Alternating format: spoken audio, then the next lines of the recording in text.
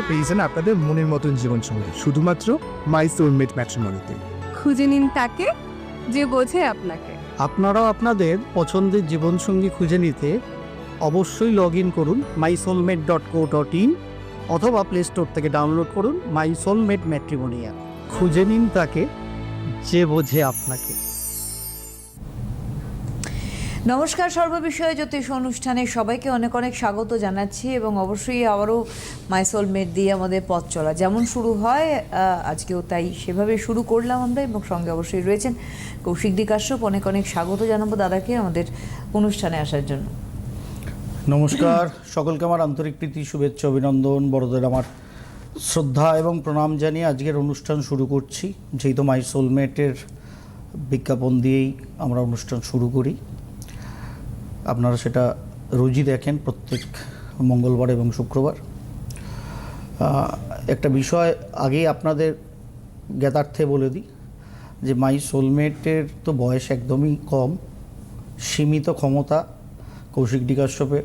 মাই সোলমেটের আপনারাই মূল ক্ষমতার উৎস। আপনাদের ভালোবাসাতেই মাই সোলমেট এগিয়ে চলছে, আগামী দিনে আরও বৃহৎ পরিসরে এগিয়ে চলবে। কারণ প্রত্যেকটা মানুষ কেবলমাত্র সোলমেট খুঁজে নিতে চায় না। সোলমেট হাটে বাজারে রাস্তাঘাটে অন্য বিজ্ঞাপনদাতারাও আজকাল সোলমেট খুঁজে নেওয়ার বিজ্ঞাপন দিচ্ছে মাই সোলমেটকে দেখে। আমার দেখে ভালো লাগছে, আমার শুনে দেখে বিষয়টা ভালো লাগছে যে সোলমেট। এতদিনে তারা বুঝেছে খালি বিয়ে দিলে হবে না, সোল টু সোল মিটিংটার দরকার। কিন্তু yes, he or she my soulmate, এই জোটটা কেবলমাত্র মাই সোলমেট ম্যাট্রিমনি প্ল্যাটফর্মেই আপনাদের দিতে পারে। তার কারণ আমার সোলমেট বা আপনার পার্টনারও বলবে হ্যাঁ ও আমার সোলমেট, সেটা একমাত্র বলতে পারে মাই সোলমেটের জ্যোতিষ এবং সংখ্যাতত্ত্বের আঙ্গিকে যে বোঝাপড়াটাকে, আলটিমেট আন্ডারস্ট্যান্ডিংটাকে বুঝে নেওয়ার যে পরিসরটা আপনাদের জন্য ফ্রি অফ কস্টে রাখা হয়েছে। যারা পেট সার্ভিসে যাচ্ছেন তারা জানেন আপনাদের পছন্দের সঙ্গে শুধু পছন্দ না, বোঝাপড়াটাও যে মেলে বা মিলিয়ে নেওয়া যায় এত সহজে, সেটার জন্য কেবলমাত্র মাই সোলমেট। সেখানে আপনার পছন্দের সোলমেট খুঁজলে কিন্তু সেই শুধু বিবাহ করছেন, সুখী দাম্পত্যের অঙ্গীকার করছেন না। এটাকে একটু ভাবনা করে নেবেন সকলে। হ্যাঁ, তার কারণ সোলমেট কথাটা তো সর্বজনবিদিত, সুতরাং যে কেউ সেটাকে ব্যবহার করতেই পারে। আমার ভালো লাগছে আমাদের মতো ক্ষুদ্র মাই সোলমেট ম্যাট্রিমনি অ্যাপ এবং ম্যাট্রিমোনিয়াল প্ল্যাটফর্মকে দেখে বৃহৎকার মানুষরা বুঝতে পারছেন আলটিমেট সোল টু সোল বন্ডিংটাই বিবাহ। সেই বন্ডিংটা যাতে এক্সিস্টেন্সই পায়, সারা জীবনের জন্য থাকে, তার জন্য যা যা ব্যবহার করার সেটা মাই সোলমেটে কিন্তু ব্যবহার করা আছে, যেটা অন্য কোথাও ওই আগের দিনই আমি আর দিদি কথা বলছিলাম, অনেক কিছু ঘেটে ঘুটে পেতে পারেন, একটা স্পেসিফিক যেটা মোস্ট ভাইটাল সেটা পাবেন না, পাবেন না, পাবেন না, ইম্পসিবল। তার কারণ এই শাস্ত্রটা নিয়ে দীর্ঘ 25-27 বছরের চর্চা এবং 20 বছরের কাছাকাছি আপনাদের সঙ্গে প্রফেশনাল জীবন কাটানোর ফলে সেটা আমার আবিষ্কারই বলা যায়, যেটা মানুষের স্বার্থে এবং মানুষের স্বার্থ যেখানে নিহিত আছে বাই ডিফল্ট সেটা সামাজিক স্বার্থও চরিতার্থ করবে, এটাই স্বাভাবিক। সেই মতোই যাব। ফোন এসে গেছে, ফোন নিয়ে ফেলি। আজকে 5 তারিখ রাত্রিবেলা বৃহস্পতিদেব বেশ কিছুদিন ঘুরে এলেন কর্কট রাশির ঘর থেকে। আজকে সন্ধ্যাবেলার পরে পুনরায় তিনি মিথুন রাশির গৃহগত হবেন এবং আগামী 11ই মার্চ অবধি মিথুন রাশির গৃহে বক্রী অবস্থায় কিন্তু বৃহস্পতিদেব থাকবেন। তার পরবর্তী ক্ষেত্রে মার্গী অবস্থায় হয়ে আবার ফরওয়ার্ড মোশনে এগোতে থাকবেন এবং আগামী 2026-এর 1 জুন পুনরায় উনি মিথুন রাশি পুরোপুরি ছেড়ে কর্কট রাশির গৃহে যাবেন। এবং তার সঙ্গে আগামী পরশুদিন 7 তারিখও রাত্রিবেলা মঙ্গলদেব নিজের গৃহ বৃশ্চিক ছেড়ে আবার কিন্তু ধনুরাশির গৃহগত হবে। একটা অদ্ভুত ফেনোমেনা আমাদের গত জুন জুলাই মাসে তৈরি হয়েছিল, যেখানে মঙ্গল, শনি এবং বৃহস্পতিদেব পারস্পরিক স্কোয়ার অ্যাসপেক্টে ছিলেন, সেই ঘটনায় কিন্তু আগামী 7 তারিখ রাত্রিবেলা থেকে আবার তৈরি হচ্ছে। খালি এবার রাশির ঘরটা মঙ্গলদেবের পরিবর্তন হচ্ছে। ধনু রাশির ঘরে মঙ্গলদেব যাচ্ছেন, সপ্তমেই বৃহস্পতিদেব থাকবেন বক্র অবস্থায়, এবং তার চতুর্থে শনিদেব থাকবেন মীন রাশির ঘরে। সুতরাং শনি থেকে বৃহস্পতিদেব স্কোয়ারে চতুর্থে, বৃহস্পতির থেকে মঙ্গলদেব সপ্তমে, আবার মঙ্গল থেকে শনিদেব চতুর্থে। মানে সবাই পারস্পরিক স্কোয়ারে আছে, কেন্দ্রস্থানে অবস্থান করছে। অদ্ভুত একটা, এই তিনটেকে মিলিয়ে, মিথুন, ধনু এবং মীনকে মিলিয়ে একটা স্কোয়ার অ্যাসপেক্ট, এই তিনটে গ্রহের একটা ট্রায়াঙ্গেল তৈরি করছে, যেটা দেশ দুনিয়ার ক্ষেত্রে বেশ কিছু সংকেত কিন্তু দিচ্ছে। সেখানে ব্যক্তিগত রাশিফলে কি হবে আপনারা জানার আগ্রহী হতেই পারেন, হয়ে বড় কোনো লাভ নেই। তার কারণ অনেক কিছু ঘটা, অনেক কিছু ঘটনাবলী, এই যে বৃহস্পতিদেব মিথুন রাশিতে ঢুকছেন, আগামী জুন মাসের 1 তারিখ অবধি থাকবেন, 1 তারিখে উনি আবার পুনরায় কর্কটে যাবেন। মঙ্গলদেব ধনুরাশিতে ঢুকলেন, এরপরে মকরে যাবেন, এরপরে রাহুর সঙ্গে কুম্ভে থাকবেন, তার পরবর্তী ক্ষেত্রে আবার শনিদেবের সঙ্গে মিনে থাকবেন। এখন এসে বোধহয় আপনাদের বোধোদয় হচ্ছে কেন গত বছর, মানে এই বছর, গত বছর তো এখনও 26-এ যায়নি, আমি প্রায় চলে গেছি আর কি। 2025-এর যখন 15ই আগস্ট উদযাপন আমরা করেছিলাম, এই বছরে 79তম স্বাধীনতা দিবস আমার দেশের, তখন আমি সিটিবিএনের পর্দায় এবং তার প্রায় 1 মাস আগে করা আমার সম্ভবী অ্যাস্ট্রোর পর্দা থেকে কেন বলেছিলাম 2026-এর মিনিমাম জুন মাস অবধি মোর বিশ্ববাসীকে, তো অবশ্যই ভারতবাসীকেও যথেষ্ট সাবধানতা অবলম্বন করতে হবে। গ্রহযোগ কিন্তু সেই দিকে, লোকে ভাবছেন 9 সংখ্যার মঙ্গলদেবের বছর 2025 চলে গেল মানে হেভি ভালো।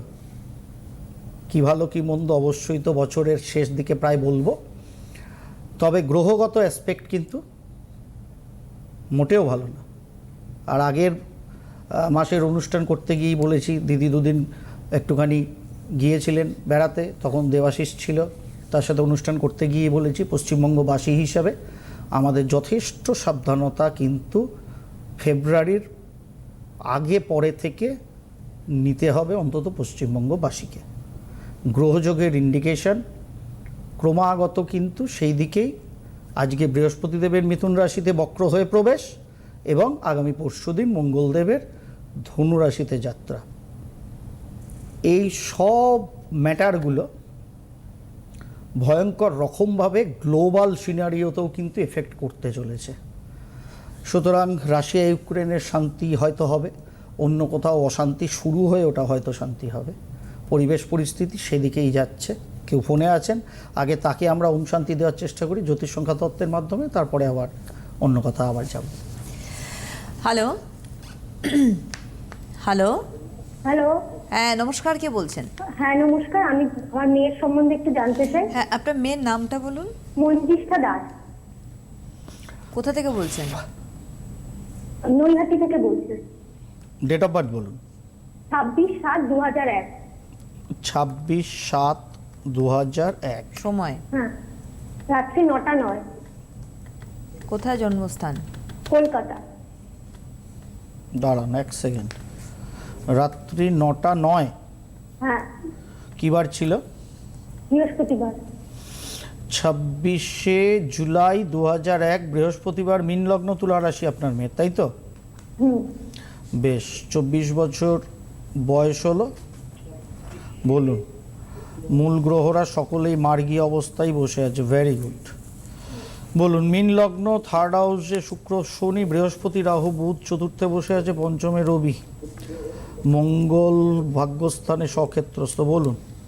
হরোস্কোপটা ভালো, প্যালপিটেশনটা কমাতে হবে, ঠিক ও আছে? আসলে হ্যাঁ বলবো আমি। বলুন। ও এমএসসি পাস করেছে, পিএইচডিটা মানে করতে চায় কিন্তু সেটা ক্র্যাক করতে পারছে না। তার কারণ প্যালপিটেশন। ও, তার কারণ শুনে হচ্ছে প্যালপিটেশন। সেই জন্য তো বললাম এই জন্মছকটা ভালো, খালি প্যালপিটেশন কমাতে হবে। কারণ লগ্নের অষ্টমস্ত চন্দ্র গিয়ে বসে আছে, পঞ্চমের ষষ্ঠপতি রবি বসে আছে। কি সাবজেক্ট ছিল ওর? Life science. মানে লাইফ সায়েন্স, মানে বায়োলজি। হ্যাঁ, বায়োলজির কি, কোন পার্ট? ওদের সব কিছুই পড়া, প্রেসিডেন্সিতে পড়তো। আচ্ছা আচ্ছা বায়োকেমিস্ট্রি, আচ্ছা আচ্ছা, বেশ, ভেরি গুড। ব্যাপার হচ্ছে আমার কি মনে হয় জানেন, আমার মনে হয় ও যদি এমএসসি তো করে ফেলেছে, আমার শেষ হয়ে গেছে। হ্যাঁ, আমার এটা মনে হয় যে ও যদি মনে করে এমএসসি হয়ে গেছে, অনেক দূর হয়ে গেছে, যদি ও চাকরি বাকরির চেষ্টা করে নিক। আর যদি ওর টিচার হওয়ার কোনো ইচ্ছা থাকে তাহলে পিএইচডি করার দরকার, আর যদি টিচার হওয়ার ইচ্ছা না থাকে তাহলে পিএইচডি করার কোনো প্রয়োজনীয়তা নেই। টিচার হওয়ারই ইচ্ছা, ও অন্য চাকরি করতে চায় না। না, অন্য চাকরি করতে চায় না, টিচার হওয়ার ইচ্ছা ঠিক আছে, কিন্তু এখানে টিচার হওয়ার জন্য দুর্দান্ত গ্রহযোগ আছে এটাও আমি বলতে পারছি না, কারণ চতুর্থে বুধ রাহু বৃহস্পতি একত্রিত গুরুচণ্ডাল করে বৃহস্পতি রাহু বসে আছে চতুর্থে, বুঝেছেন? মীন লগ্নের জাতিকা, ঠিক আছে, কিন্তু বিষয় হচ্ছে যে এখন চাকরি বাকরি পাওয়ার জন্য ওর কিন্তু যথেষ্ট ভালো সময়। এই যে আজকে রাত্রে বৃহস্পতিদেব আবার মিথুন রাশিতে গমন করলেন, সুতরাং এই জায়গাটা ওর জন্য ফ্যান্টাস্টিক। সুতরাং ও যদি কোনো চাকরি বাকরির চেষ্টা করে আপাতত সেটা হয়তো পেয়ে যেতে পারে, সেটার জন্য চেষ্টা করা আমার মনে হয় সেটা ভালো হবে। আর যদি পিএইচডির জন্য বসেই থাকে তাহলে ওই ক্র্যাক করতে পারাটাই একটা বড় প্রবলেমের ব্যাপার। আর এই বছর যখন ক্র্যাক করতে পারেনি, সামনের বছর পারবে কি না সেটা আরও বড় সন্দেহ, বুঝেছেন তো? সুতরাং সেই জায়গায় দাঁড়িয়ে আমার মনে হয় পিএইচডিটা আপাতভাবে পিএইচডিটাকে সরিয়ে রেখে ও যদি চাকরি বাকরি নিয়ে নেয় সেটা বরং ভালো হবে, এটা আমার মত। এর বাদবাকি মত আপনাদের, কারণ অষ্টমস্ত চন্দ্র চতুর্থে গুরুচণ্ডালী, পঞ্চমে ষষ্ঠপতি রবি, D9 চার্ট অনুযায়ী কর্কট লগ্নে কেতু, পঞ্চমপতি মঙ্গল তুঙ্গি হয়ে বসে আছে, কিন্তু নাইনথের লর্ড জুপিটার ষষ্ঠে এবং সেখানকার অষ্টমপতি শনি বসে আছে দ্বাদশে। আর যদি স্কোপ পায় তাহলে পশ্চিমবঙ্গের বাইরে থেকে যদি পিএইচডি করার কোনো স্কোপ পায় সেটাও চেষ্টা করতে পারে, পশ্চিমবঙ্গের বাইরে থেকে, ঠিক আছে? সেটা যদি কোনো রকম স্কোপ পায়, ওর মার্কস দেখিয়ে যদি পায় তাহলে ভালো হয়। নর্থ থেকে ওয়েস্ট পার্টের যে কোনো ইউনিভার্সিটি থেকেও করতে পারে, আমাদের Northern India total, north east two Northern India এবং ওয়েস্টার্ন ইন্ডিয়া করতে পারে।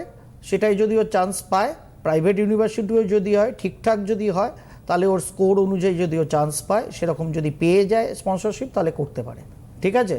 যদি ওর একান্ত ওটাই আলটিমেট ইচ্ছা হয়, আর না তো চাকরি পেয়ে মানে নিয়ে নিতে পারে। চাকরি পাওয়ার জন্য কিন্তু যথেষ্ট ভালো সময় ওর, প্র্যাকটিক্যালি অগস্ট মাস থেকেই চলছিল, still now going on, still going on, ঠিক আছে?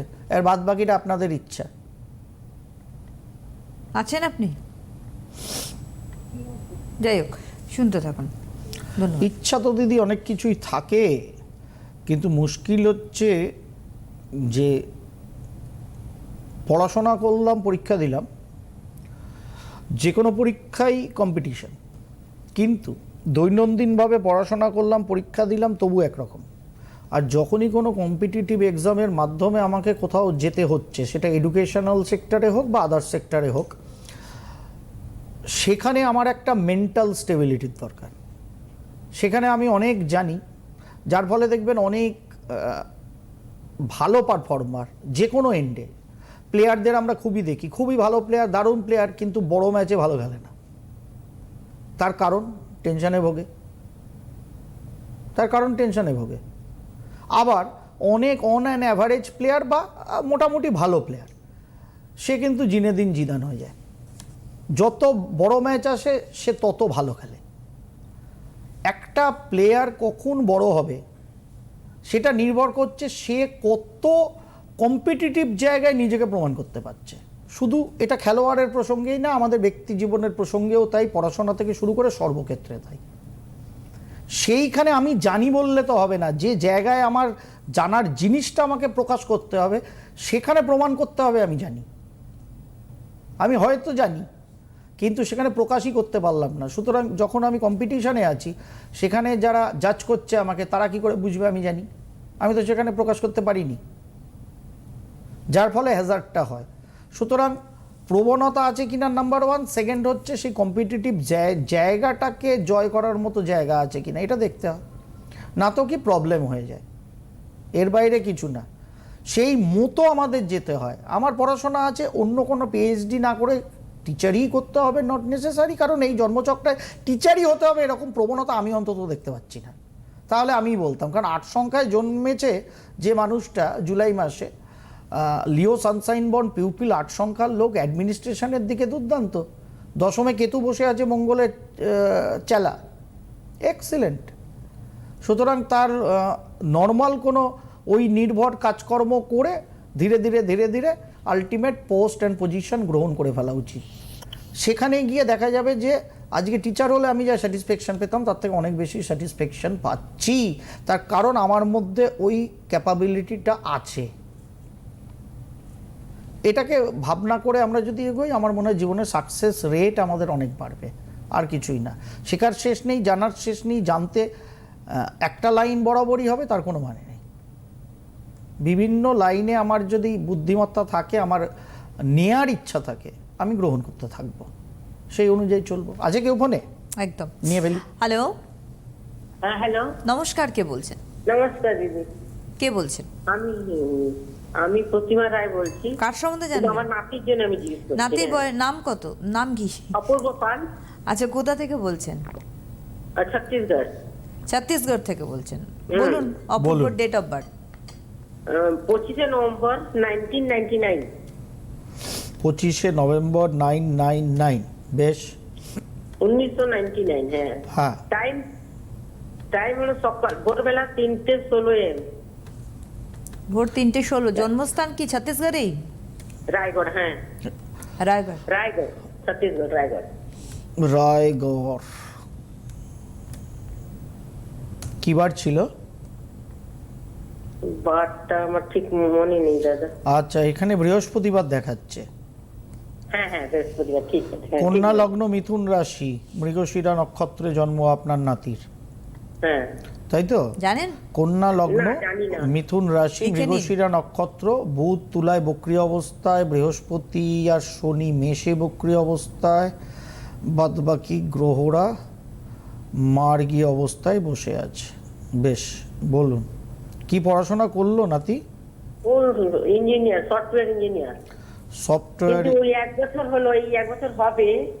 ও কিছু অসুবিধা হয়েছিল ওখানে, অশান্তি, তো চাকরি ছেড়ে দিয়েছে। চাকরি ছেড়ে দিয়েছে? হ্যাঁ, চাকরি ওই পড়তে পড়তে চাকরি পেয়েছিল। একদম ঠিক। পড়াতে। হ্যাঁ, তা এখন চাকরি ভালো ইন্টারভিউ দিচ্ছে, সব দিচ্ছে প্রতিদিন, কিন্তু হচ্ছে না কেন? কোথায় চাকরিটা করছিল? ভুবনেশ্বরে। ভুবনেশ্বরে ওইখান করছে। থেকেই পড়াশোনা করেছে ভুবনেশ্বরে। আচ্ছা, ওখান থেকেই পড়াশোনা করেছে। হ্যাঁ, সেটা পড়াশোনা খুব ভালো। চাকরিটা ছেড়ে দিল, নতুন করে চাকরি, এই চাকরিটা পেয়েছিল কবে? ওই পড়তে পড়তে ক্যাম্পাসিং এ পেয়েছিল। ক্যাম্পাসিং এ ক বছর ধরে করলো চাকরিটা? 1 বছর তো, 1 বছর সবই হয়তো 1 বছর বেশি। বেশ, ওকে নতুন করে দেখুন, এখানে মে মাস থেকে মোটামুটিভাবে নতুন করে চাকরি বাকরি পাওয়ার মতো একটা সুযোগ লেগে আছে ওর জন্মছকে। সুতরাং যে কোনো সময় যে কোনো মুহূর্তেই ভালো চাকরি আবার ওর পেয়ে যাবে। খালি উড়িষ্যাটা ছেড়ে ওকে বলুন একটু নর্থ ইন্ডিয়ার দিকে চাকরি বাকরি খুঁজতে, মানে দিল্লি, নয়ডা এইসব দিকে যদি চাকরি বাকরি খোঁজে, আমার মনে হয় সেটা আপাতভাবে ওর জন্য ভালো হবে। এমনি জন্মছকে কর্মের জায়গা যথেষ্ট ভালো, সেখানে কোনো প্রবলেম কিছু নেই। ঠিক আছে, কর্ম ভালো হয়ে যাবে, দারুণভাবে পেয়ে যাবে, সেখানে কিচ্ছু চিন্তা করার কিছু নেই, খুব ভালো হবে। আর আপনার নাতি যদি প্রাইভেটেই করবো ভাবে তাহলে প্রাইভেটেই করুক, আর যদি ভাবে প্রাইভেট ছাড়া একটু সরকারিও দেখব, চাকরি করতে করতে সেটারও চেষ্টাও করতে পারে, যদিও মনে করে চাকরি করতে করতে, ছেড়ে দিয়ে নয় কিন্তু। আর চাকরির জন্য সময় পুরো মে মাস থেকে অন হয়ে বসে আছে, সুতরাং ভালো করে চেষ্টা করতে বলুন।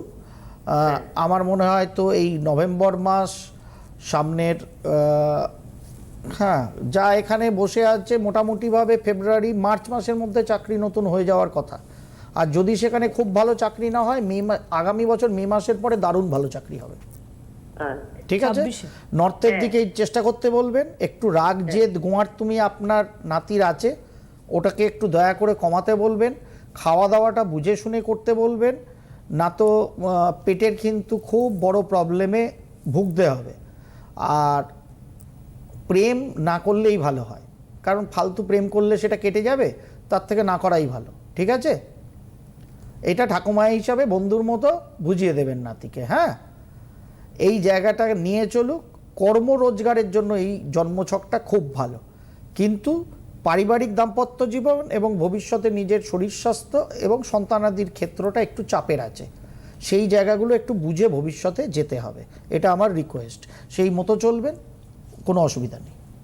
অনেক ধন্যবাদ ফোন করার জন্য। আপনাদের বলে রাখি অবশ্যই সোমবার গড়িয়াহাটে চেম্বার স্ক্রিনে দেখতেই পাচ্ছেন যাচ্ছে, মঙ্গলবার হাতিবাগান চেম্বার রয়েছে দাদার, বুধবার দিন শেওড়াফুলির চেম্বার এবং শুক্র শনি খড়দার চেম্বারে অবশ্যই দেখা হয় ওনার সঙ্গে আপনাদের। 9830108269 এবং 9836159501 বুকিং অন, অবশ্যই আপনারা কিন্তু বুকিং করতে পারেন।